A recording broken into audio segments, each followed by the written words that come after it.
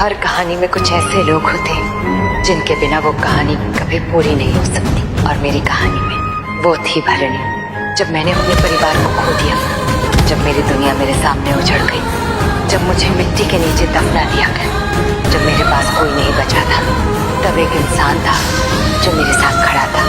भरणी ना वो मेरी बहन थी, ना मेरा खून, लेकिन कई रिश्ते खून से नहीं दिल से बनते, और भरणी मेरे लिए वही रिश्ता थी। मैंने उसे पहली बार नागलोक में देखा था। उत्तरा माँ की सबसे विश्वास पात्र शिष्य, एक ऐसी नागिन जो शायद सबसे शक्तिशाली नहीं थी, लेकिन सबसे सच्ची जरूर थी। उत्तरा माँ उसे सब कुछ सिखाती थी, नागलोक का हर नियम, हर रहस्य, हर कर्तव्य। और शायद इसी वजह से जब भी मुझे किसी उत्तर की जरूरत होती, भरणी मेरे साथ होती। जब भी मैं किसी संकट में होती, भरणी मेरे साथ होती। जब भी मुझे सहारे की जरूरत होती, भरणी मेरे साथ होती। ऐसा अन्याय नहीं हो सकता महादेव। और यही उसकी सबसे बड़ी पहचान थी, वो हमेशा साथ होती थी। मैंने अपनी जिंदगी में बहुत लोगों को बदलते देखा, बहुत लोगों को लालच में पड़ते देखा, बहुत लोगों को शक्ति के लिए रिश्ते तोड़ते देखा, लेकिन भरणी वो कभी नहीं बदली। उसने कभी अपने धर्म से समझौता नहीं किया, कभी अपने वचन से पीछे नहीं हटी, और कभी मेरा साथ नहीं छोड़ा। उत्तरा माँ ने अपने अंतिम क्षणों में उससे कहा था, भरणी, नागरानी को कुछ नहीं होना चाहिए।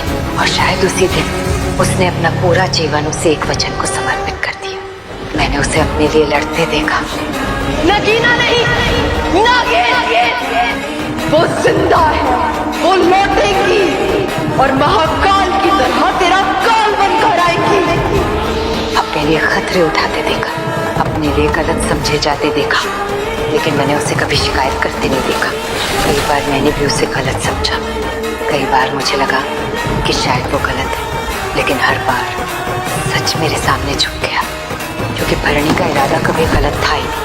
वो हमेशा मेरी रक्षा कर रही थी, यहाँ तक कि जब उसे आर्यमान का रूप धारण करना पड़ा, जब उसे ऐसे फैसले लेने पड़े जिनकी वजह से लोग उससे नफरत करने लगे, तब भी उसने अपने बारे में नहीं सोचा, उसने सिर्फ मेरे बारे में सोचा। और शायद यही सच्ची निष्ठा होती है, अपने सम्मान से ज्यादा दूसरे की सुरक्षा को महत्व देना।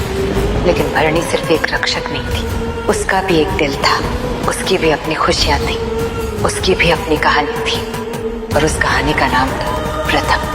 एक सदी मैंने इंतजार किया भरणी, सिर्फ तुम्हारे तक पहुंचने के लिए। मैंने उसकी आंखों में वो प्यार देखा था, वो सुकून देखा था जो सिर्फ सच्चे प्रेम में मिलता है। लेकिन भरणी की किस्मत भी मेरी तरह आसान नहीं थी। उसे भी अपने दिल और अपने धर्म के बीच चुनाव करना पड़ा, और उसने वही चुना जो वो हमेशा चुनती आई थी, कर्तव्य, निष्ठा और बलिदान।